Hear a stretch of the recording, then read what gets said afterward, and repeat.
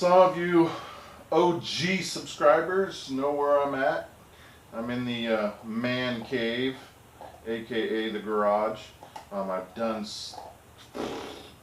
go back through some of my older videos, you'll see tons and tons of videos done from out here. But it's rainy and it's Oregon weather, so I figured I'd do my video out here. And I spent all weekend, last weekend, all Sunday anyway, cleaning up, just so that I have the ability to do this and get out more videos. If you hear my dog in the background, she's chewing on a bone. Her name's Kimber, like the gun. And anyway, I definitely apologize for not bringing you guys a video for a while.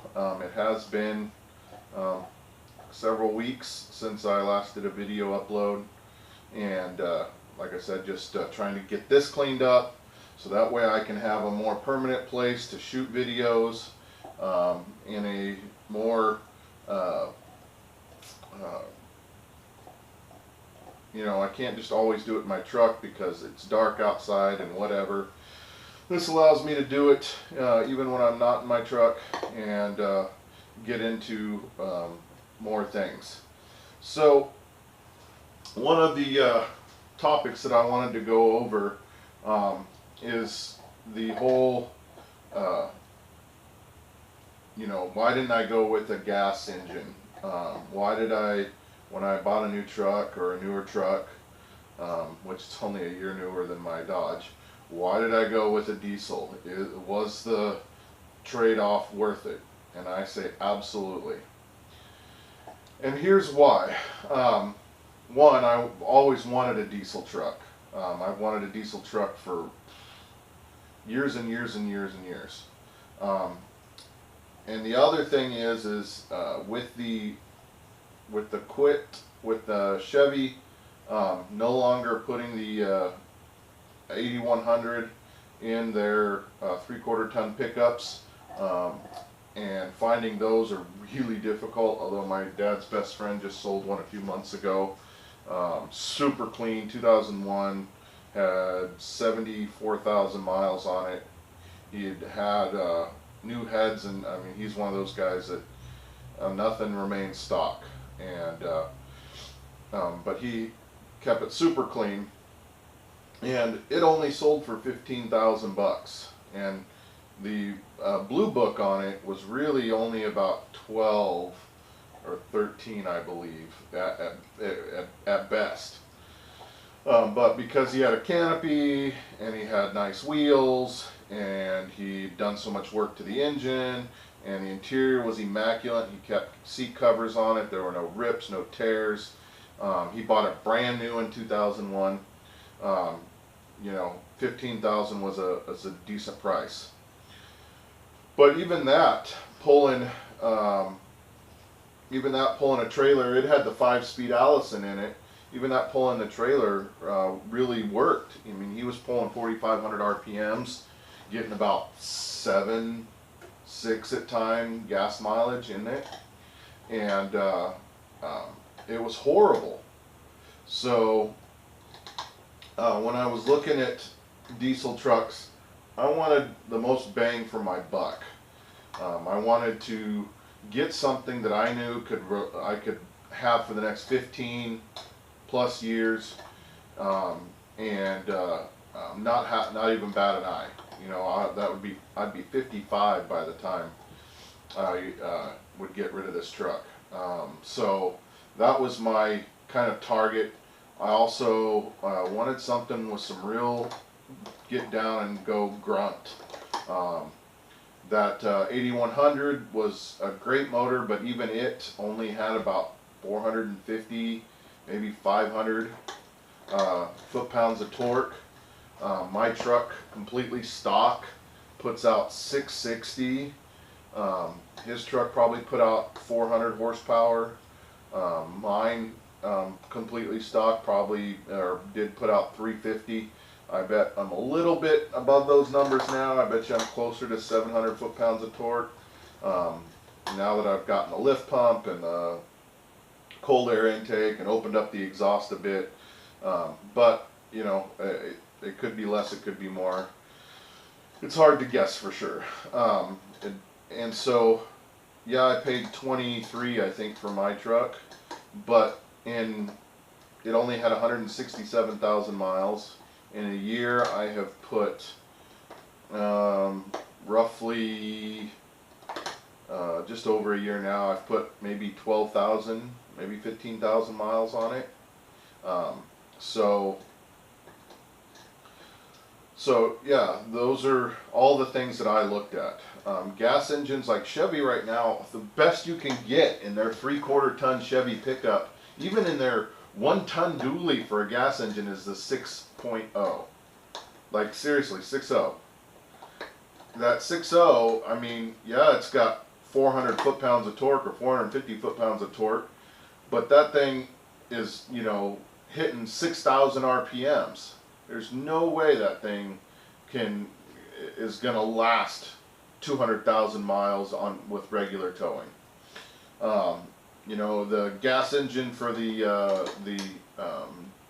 Dodge was the 6.2 liter Hemi, as well as the 5.7. Good engines, but still not high output, not, you know, torque numbers that you're getting from a diesel.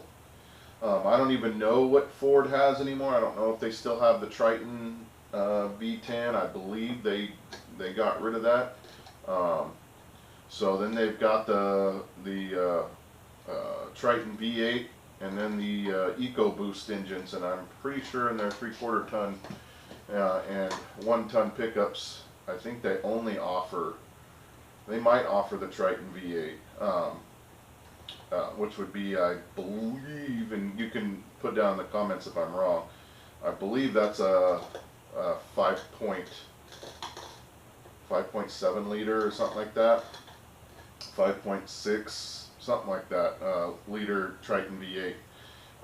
But again, it's not putting out the torque numbers that you're going to get out of a, you know, to give you a kind of a balance here. So I had the 5.7 in my Hemi.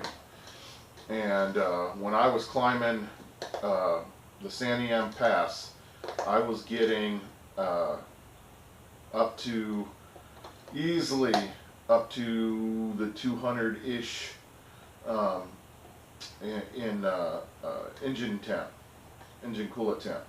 I mean, with my I don't know what it was in transmission temp because I didn't have a transmission temperature gauge, but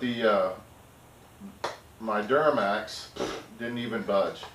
Pulling the same trailer, more below. I had, you know, a whole bunch of extra stuff in the back because I knew it could handle it, and my transmission temperature gauge went up like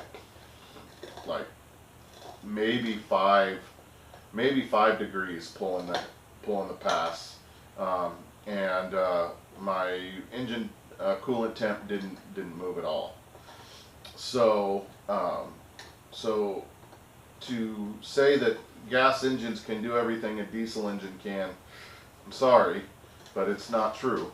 And when I sell my truck, you know, it's going to have 300,000+ miles on it by the time I get ready to get rid of it. And I'm probably, as long as I keep on top of it and keep it clean and keep it, you know, maintenance, I'll probably get $10,000 to $12,000 out of it when I go to sell it. And that's 15 years from now, and that'll make that truck like 25 years old. So those are the things that I tossed around when I decided to go diesel. Plus, obviously, I wanted 4-wheel drive. I live up on a hill. I wanted to be able to get up and down my hill in the wintertime. Now, the last 2 winters, we haven't seen a lick of snow, whereas the prior winters, we'd seen snow every year since we moved in here, and that was 7 years, not quite 7 years, 5 or 6 years, 7 years, something like that, that we where we got snow and had gotten stuck up here. So, so that was another thing. But I would say, guys, do your homework. Everybody says, you know, if you don't need a diesel, don't buy a diesel. It's not worth it. I beg to differ. You will everything that I've seen, you will recoup your money if you get a good quality diesel.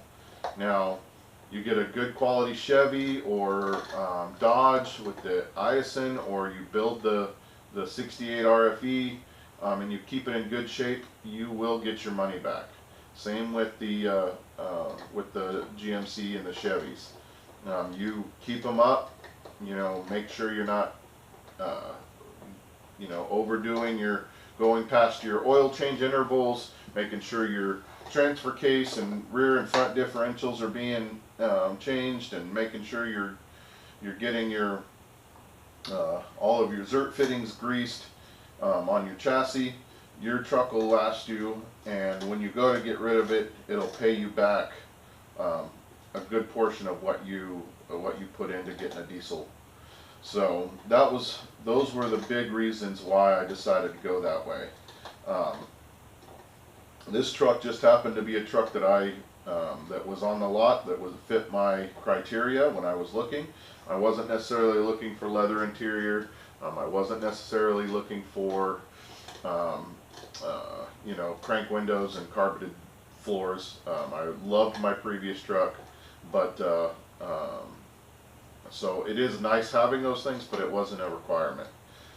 So anyway, guys, those are the reasons why I chose a diesel over a gas, and what made me decide to go ahead and turn the Dodge in and get me a Duramax. So it's not that I didn't like the Dodge. I love that truck. I kept it maintained, took really good care of it, but you know, once you break 100,000 miles with a gas engine, that's when you start seeing water pumps go out, you start seeing fuel pumps go out, you start really starting to see the truck age. Whereas diesels, they tend to be built for a bit longer lasting. So anyways, guys, thanks for watching. I'll get this posted up, and you have a great weekend.